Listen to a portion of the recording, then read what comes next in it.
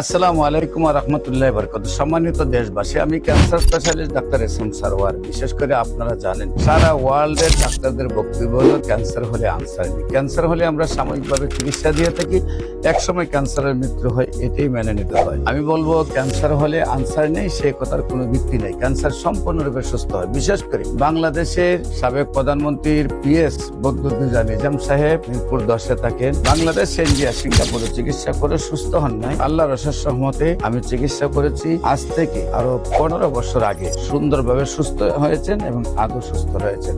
সবাইকে আমি বলবো ক্যান্সার হলে আনসার নেই, সেই কথার কোনো ভিত্তি নেই। যেমনি ভাবে আমরা বলেছিলাম যক্ষা হলে রক্ষা নেই, টাইফয়েড হলে কোনো না কোনো অঙ্গ চলে যাবে, বসন্ত হলে সমস্ত শরীর পচে যাবে। এমনকি আমাদের একজন নবীকে বসন্ত রোগে পচার কারণে ওনাকে পাহাড়ে নেওয়া হয়েছিল।